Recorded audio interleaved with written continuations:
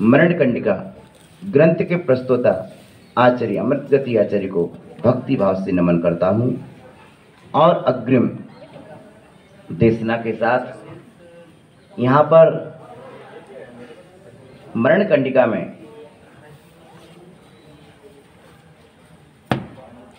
छपक को बताया जा रहा है कि जीवन में जो समाधि है वो निरतिचार तप का फल है। निरतिक्रमणा फलंति सुरलोकम।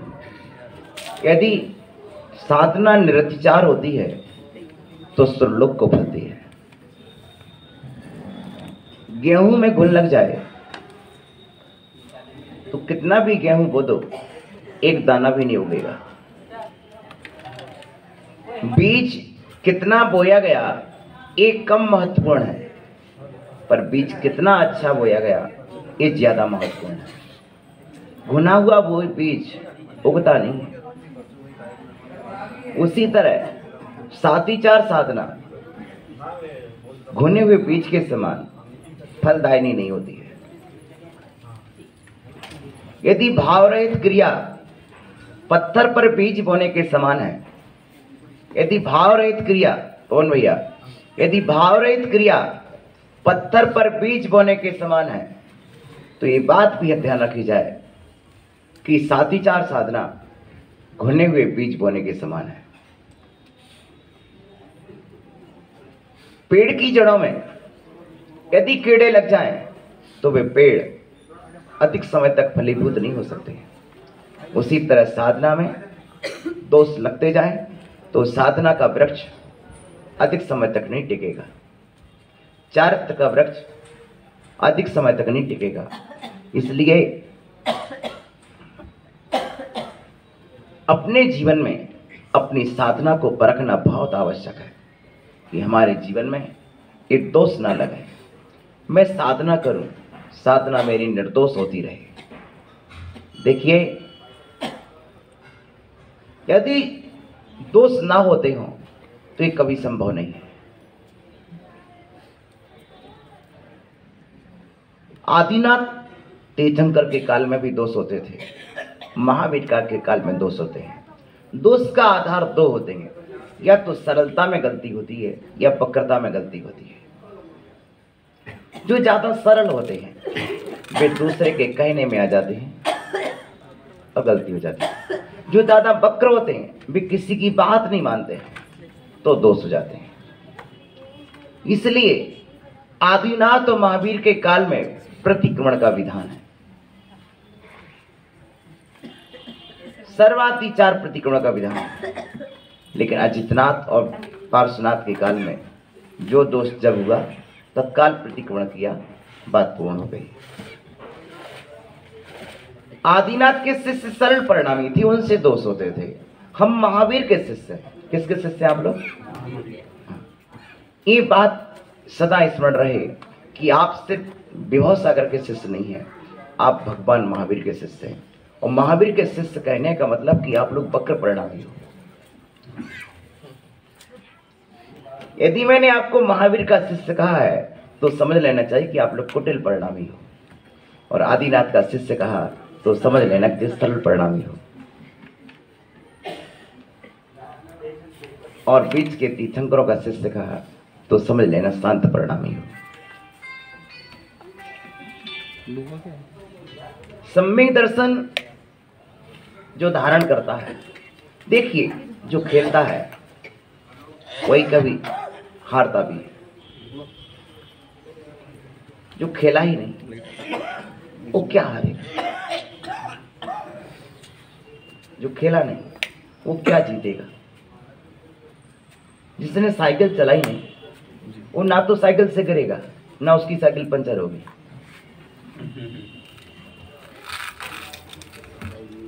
जिसने साइकिल चलाई नहीं वो कहे मेरी साइकिल कभी पंचर नहीं होती, तो वो कहे मैं कभी साइकिल से गिरता नहीं, कभी बैठे ही नहीं तो गिरा हो गया। लेकिन कैसा भी हो, जब साइकिल चलाना प्रारंभ करते हैं तो साइकिल भी गिरती है, साइकिल चलाना भी वाला भी गिरता है, उसी तरह साधना का जब प्रारंभ करते हैं तो दोषों की संभावना बनी ही रहती है, होते हैं। तुम कहो या ना कहो, तुम्हारे महावीर तो कहते हैं। तुम कितना भी कहो कि मुझसे दोष नहीं होता, तुम कितना भी कहो कि मैं निर्दोष हूं, किंतु महावीर तो कहते हैं अपने केवल ज्ञान में कि तुम सदोष हो। क्यों? पंचम काल का शिष्य निर्दोष हो ही नहीं सकता। महावीर कहते कि मैंने अपने शिष्य को प्रतिक्रमण का विधान किया है, आलोचना का विधान किया है, निंदा गारहा का विधान किया है, प्रत्याख्यान का विधान किया है। यदि शिष्य निर्दोष होते तो विधान क्यों करता?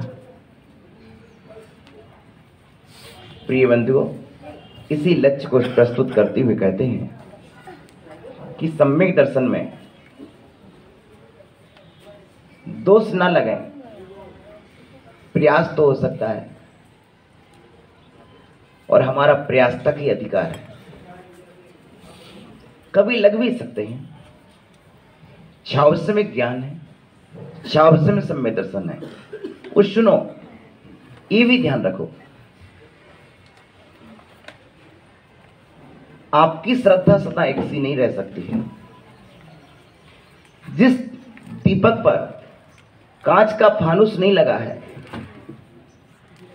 वह दीपक की ज्योति हिलती डुलती रहती है। उसी तरह जिसका सम्यक दर्शन छायक और औपसमिक नहीं है, ऐसे जीव की श्रद्धा चल मलिन अगाढ़ दोष से युक्त होती है। आचार्य कहते हैं यह छावसमिक वेदक सम्यक दर्शन की यही विशेषता है। इसलिए अपने आप को निर्दोष साबित मत कीजिए, क्योंकि तुम सम्यक दृष्टि नहीं हो। जब तुम्हारी श्रद्धा भी निर्दोष नहीं है, तुम्हारा ज्ञान निर्दोष इसलिए नहीं है कि छावसमिक ज्ञान है, और तुम्हारा चारित्र भी इसलिए निर्दोष नहीं है क्योंकि छावसमिक चारित्र है। पर निर्दोष बनाया जा सकता है। बुद्धिपूर्वक दोष ना करना निर्दोषता का उपाय है, और दोष हो जाएं तो उन दोषों को बुद्धिपूर्वक अलग कर देना निर्दोषता का उपाय है। बच्चे बिना कपड़े के रह नहीं सकते, और कपड़े पहनाओगे तो गंदे होंगे। बिना कपड़े के रह नहीं सकते, वो कपड़े पहनाओगे तो गंदे हो। अब क्या उपाय है? तुम सोचो कि कपड़े ना पहनाए तो भी नहीं चलेगा, और पहनाते हो तो गंदे होते हैं। ये स्थिति हमारे साथ है। यदि हम साधना के पथ पर आए हैं तो हमसे दोष होंगे, तो आप कहो दोष नहीं करो, तो साधना का पथ ही संभव नहीं है।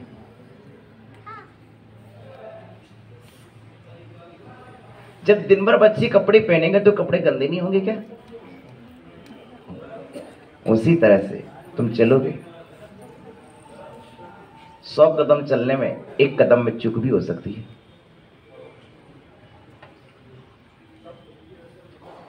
कहीं कितनी सावधानी से बच्चा बैठे, कहीं ना कहीं तो मिट्टी गंदी हो सकती है, कपड़े गंदे हो सकते हैं। तो आपने अपने घर पर उपाय बना लिया है कि बच्चे को कपड़े पहनने से मना नहीं किया है। जाओ बेटे कपड़े पहन लो, कल हम धो देंगे। जिस तरह से तुम एक बेटे की माँ होकर के अपने बच्चे कपड़े धोती हो, उसी तरह जिनवाणी मेरी माता है और मेरे आत्मा के परिणामों को धोती है। वह कहती है जाओ बेटा, पालो समिति, बोलो, खाओ, चलो। फिर भी ध्यान रखना ऐसे चलना, और इतना होने के बाद भी कहीं चूक हो जाए, मैं तो हूं ना, मैं जिनवाणी मां हूं ना, मैं तुम्हें स्वच्छ कर दूंगी, मैं तुम्हारे परिणामों को धो दूंगी। कैसे धोगी मां? निंदा, गारहा, उपशम, भक्ति, आलोचना, प्रतिक्रमण, प्रत्याख्यान, ये आत्मा के परिणामों को धोने का उपाय है। आप संतान के परिधानों को धोती हैं, और शास्त्र संतों के परिणामों को धोती है।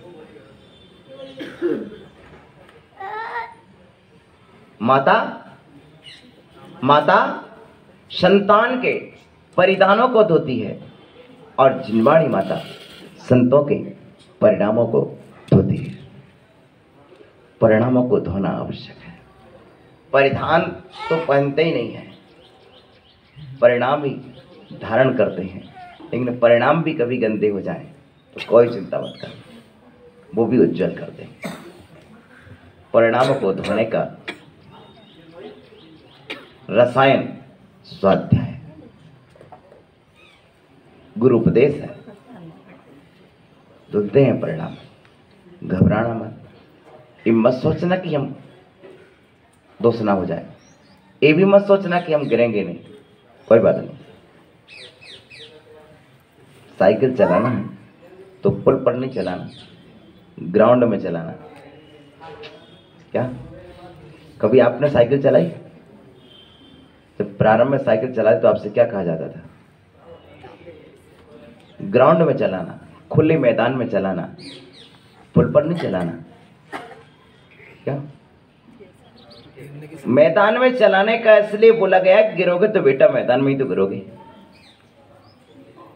तुम्हारे चलाने से पहले तुम्हारे संरक्षक को मालूम था कि तुम गिरोगे, और मैदान में चलाने इसलिए बोला था कि गिरोगे तो 3 फीट से तो गिरोगे, 30 फीट से तो नहीं गिरोगे। इसलिए जब चलाना सीखते हैं तो 3 फीट पर चलाते हैं, 3 फीट से गिरते हैं। और जब तुम चलाना सीख जाओगे तो पुल पे से निकल जाना। बोलो, फिर मना नहीं करते। जीवन इसी तरह चलता है। प्रारंभ में कितना ही अच्छा पहन लो, खुरदरा चलता ही। कितनी भी अच्छी सूखी लकड़ी क्यों ना हो, लेकिन धुआं छोड़ती है। इसी तरह जीवन का प्रारंभ होता है। दोस्त तो होते हैं, पर दोस्त दूर करना पड़ते हैं। आओ इसी के साथ देखें, शंका, कांक्षा, विचिकित्सा, मिथ्या प्रशंसा, संस्था। जब हम स्वाध्याय करते हैं तो स्वाध्याय के प्रति श्रद्धा भी जागती है। हाँ, पर उपशम सम्यक दर्शन में कोई शंका नहीं होती है, सहायक सम्यक दर्शन में कोई शंका नहीं होती है। समझ रहे? भले ही औपसमिक सम्यक दर्शन अंतर्मूर्त को होता हो, पर कोई श्रद्धा नहीं होती, कोई शंका नहीं होती उसमें। और छायक में भी कोई दोष नहीं होती। दोनों निर्दोष हैं, दोनों निर्दोष हैं। उपशम अंतर्मूर्त के लिए निर्दोष है और छायक अनंत काल के लिए निर्दोष है। गुण के कारण गुणी निर्दोष हो जाता है। निर्दोष गुण होता है और गुणी को निर्दोष संज्ञा मिल जाती है। छायक सम्यक दर्शन निर्दोष है, इसलिए उस गुण की अपेक्षा तो श्रद्धा गुण की अपेक्षा राजा श्रेणिक पूर्ण निर्मल सम्यक दृष्टि है, पूर्ण निर्दोष है। प्रिय बंधुओं, आओ तो छाव समय सम्यक में समका भी पैदा होती है। आप जिज्ञासाएं पैदा होती हैं, लेकिन उन शंकाओं का निरसन भी है, समाधान भी है। आकांक्षाएं भी पैदा हो जाती कभी कभी। जब दूसरे को बहुत सारा लाभ मिलता है तो हमारा मन भी करता है कि हमें भी कुछ लाभ मिल जाए।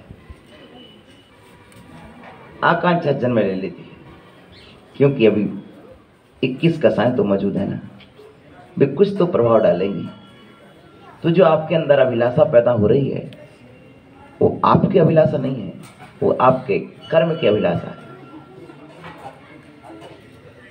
आपके अंदर जो इच्छा जागी, ये पेन मुझे भी मिल जाए, ये इच्छा आपकी नहीं है, वो आपके पाप कर्म की इच्छा है, चारित्र मोहिनी कर्म की इच्छा है, जिस इच्छा ने मुझे प्रेरित किया। आकांक्षा भी पैदा हो सकती है, वो आकांक्षा संसार शरीर भोगों संबंधी भी हो सकती है। तो ये दोषपूर्ण तो है, नहीं भी करना चाहिए, लेकिन करता है तो सम्यक दर्शन नष्ट नहीं हुआ है, क्योंकि उस आकांक्षा में धर्म करते हुए धर्म के फल की अभिलाषा है। सच्चे देव सच्चे शास्त्र गुरु के पास ही तो है। मांगा है, अपनी मां से ही तो मांगा है। अच्छा था कि बेटे को भोजन में नमक नहीं मांगना चाहिए, मीठा नहीं मांगना चाहिए था, लेकिन बच्चा क्या करे जब दूसरे बच्चे के घर में मिठाई बनती है। तो अपनी मां से बोलता, मां मुझे भी मिठाई खाना है, मां मुझे भी खीर खाना है। बच्चा ही है ना, इसलिए बोल रहा है। तो मां भी जानती, बेटा चिंता मत कर, मैं दूंगी। मां तो सोच रही थी इससे भी अच्छी कोई चीज बनाएंगे, लेकिन आज बेटा तेरी इच्छा है तो आज यही बना देती हूं।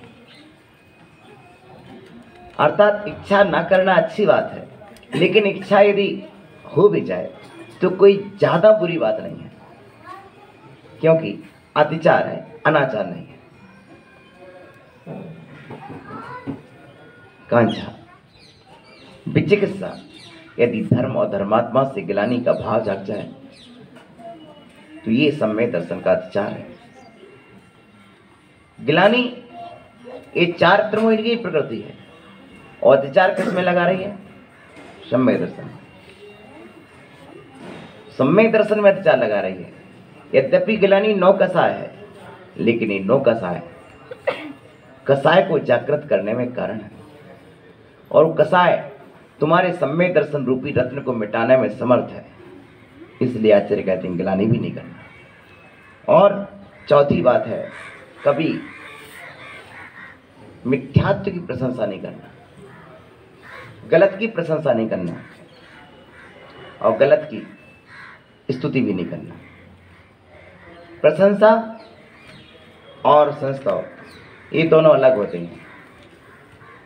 एक मन से की जाती है, एक वचन से की जाती है। प्रशंसा मन से होती है, संस्था वचनों से होता है। मन में भला जानना, हाँ यार बहुत अच्छा है, क्या अच्छा है। जहां वीतरागता नहीं हुआ क्या अच्छा है, जहां वीतरागता नहीं हुआ क्या अच्छा है।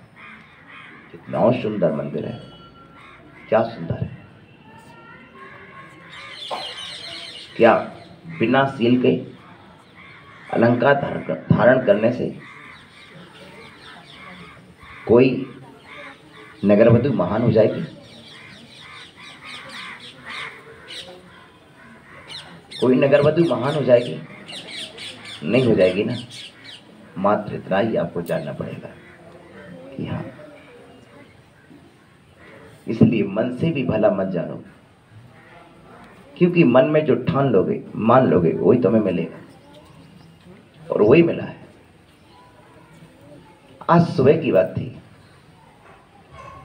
श्रवण कुमारी विस्मिता श्री माता जी चर्चा हो रही थी। माता जी, आपने गणित के क्षेत्र में इतना कार्य कैसे किया? बोली माता जी कि मेरे जो फूफा जी थे वो साइंटिस्ट थे, वैज्ञानिक थे। वो जब घर पर आते थे तो माउंट आबू में जो उनका साइंस विभाग है, उस विभाग में होने वाली प्रत्येक चर्चा सुनाते थे, और बताते तारा यहाँ है, चंद्रमा यहाँ है, सूर्य यहाँ है। तब मेरे मन में अभिलाषा होती थी कि काश मेरे पास इतनी अच्छी बुद्धि होती तो मैं जैन दर्शन से इनको बताता कि सही क्या है। तो कभी जो भावना बनाओगे तुम्हें वो मिलने वाला है। दुनिया तुम्हें कुछ भी नहीं देगी, तुम्हारा मन और मन का भाव जो होगा वही तुम्हें मिलने वाला है। इसलिए मन में ठान लो, तुम्हें जो अच्छा पाना हो मिलेगा। समय कितना भी लगे होगा, तुम्हारे पास होगा। कभी तुमने ठाना था इतना विशाल संघ मेरे यहाँ आए, मैंने नहीं दिया, ये तुम्हारी भावनाओं ने दिया है। मैं क्या दे सकता? मैं कौन होता देने वाला? मैं नहीं होता देने वाला। ये लेने वाले की भावना पर निर्भर करता है, उसकी भावना में कितनी दम है, कितनी ताकत है। जितनी भावनाओं की शक्ति होती है उतनी सिद्धि होती है। प्रिय बंधु, तो गलत की प्रशंसा नहीं करना, मन से भी भला मत सोचना गलत को ये अच्छा है, नहीं, गलत तो गलत ही है। कितना भी चमक धमक क्यों ना हो, लेकिन बेंटेक्स को सोना नहीं कहा जा सकता है।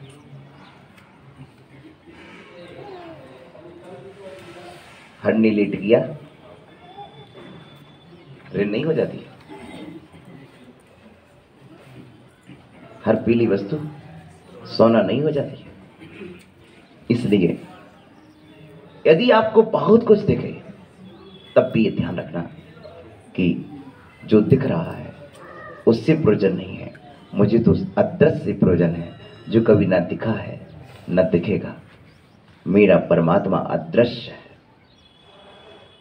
कभी देवी देवताओं के सिर पर लदे हुए आभूषणों से ये मत सोच लेना ये महान है, नहीं, महान लादता नहीं है, महान लदता नहीं है, महान लादता नहीं है, महान लदता नहीं है, महान तो निर्भर होता है, महान निर्भर होता है। इसलिए ये भी याद रखना कि हमारा सिद्ध परमात्मा निर्भर परमात्मा है, और निर्भर होने के कारण यदि तुम महान को लादने का प्रयास भी करोगे, तब भी वो महान उसको स्पर्श भी नहीं करेगा।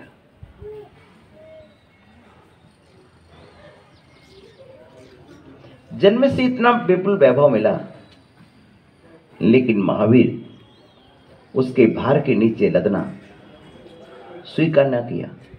भार के नीचे दबना, वैभव एक भार ही तो है, वैभव भार ही तो है। उस भार के नीचे महावीर को लदना स्वीकार नहीं था। महावीर निकल पड़े वन की ओर। तब लक्ष्मी के मन में विचार आया, ओह, ये तो मेरे चिछोड़ पले। यदि कोई पति पत्नी को छोड़ के चल दे तो क्या होगा? पीछे पीछे जाएगी। हुआ यही कि महावीर ने जो वैभव छोड़ा, वो विभूति महावीर के पीछे चलने को आतुर हो पड़ी। लेकिन कब कहां अवसर ही न मिले, मुझ साधना में बैठेंगे या कौन देखेगा मैं बरसी या नहीं बरसी। एक दिन महावीर आहार को निकले, द्वार पर आए, चंदना के द्वार पर आए, और जब आहार हुआ पूरा नगर इकट्ठा था। लक्ष्मी विभूति प्रसन्न हुई और बरस पड़ी। पूरे गांव को पता पड़े कि महावीर मेरे नीचे हैं, महावीर मेरे नीचे हैं, महावीर मेरे। लेकिन महावीर को मालूम चला, ओह, मैं आहार को गया तो मेरे ऊपर बरसी है। नहीं, मैं आहार को भी नहीं जाऊंगा। और महावीर ने केवल्य को प्राप्त कर लिया। जब आहार को जाना बंद कर दिया, बेचारी विभूति परेशान हो गई। ओह, मैं पहले तुमने घर में छोड़ा, मैं घर से छोड़ के दूसरे घर पर भी आ गई, पर तुमने वहां भी जाना बंद कर दिया। तुम वहां भी नहीं जाओगे? ठीक, नहीं जाओ। अब बेचारी बेसुध सी हो गई, अब क्या अवसर मिलेगा। लेकिन ज्यों ही महावीर को केवल ज्ञान हुआ, तो धन कुबेर की आज्ञा पा करके अब तो और प्रफुल्लित हो गई। अभी तो मैं बिना आज्ञा के आ रही थी, अब तो मुझे आदेश मिल गया है धन कुबेर का, मेरे स्वामी का आदेश मुझे मिला है, मैं आऊंगी, आ जाओ। और ज्यों ही आई, और उसने इतना विस्तार के साथ, क्योंकि बहुत दिनों के बाद मिले थे महावीर। तुम जाओगे कहाँ? नीचे जमीन से मैं और सिर के ऊपर मैं। महावीर स्वामी बिहार करके पहुंचे, न जमीन को छुआ न आसमान का छुआ, न जमीन का वैभव छुआ न आसमान का वैभव छुआ। संजय भैया, यद्यपि जमीन पर 5000 धनुष का वैभव था और ऊपर छत्रत्रय प्रातिहार्य का वैभव था, लेकिन महावीर स्वामी ऐसे जाके विराजे कि ना तो जमीन का वैभव छुआ ना आसमान का वैभव छुआ, 4 अंगुल अधर में विराजमान हुए। बेचारी विभूति, बेचारी विभूति परेशान हो गई। बेचारी विभूति परेशान हो गई कि मैं 5 चतुर्धनुष निर्माण और 144 किलोमीटर विस्तार के साथ मैंने इतनी रचना की है और मेरे प्रभु ने पांव भी नहीं रखा है, मुझे छुआ भी नहीं है। मेरे प्रभु मुझसे इतने विरक्त हैं। पहले एक बार छोड़ा, तब मैं दूसरी बार इनके पास आ गई, दूसरी बार भी इनने छोड़ दिया, तब मैं तीसरी बार यहां आई। जब पहली बार छोड़ा था तो मैं सिंहासन के रूप में थी, राज्य संपदा के रूप में थी, छोटे से रूप में थी। दूसरी बार छोड़ा तब मैं इनके सिर पर बरसी थी, और तीसरी बार अब फिर मुझे ठुकरा रहे हैं, तीसरी बार फिर ठुकरा रहे हैं।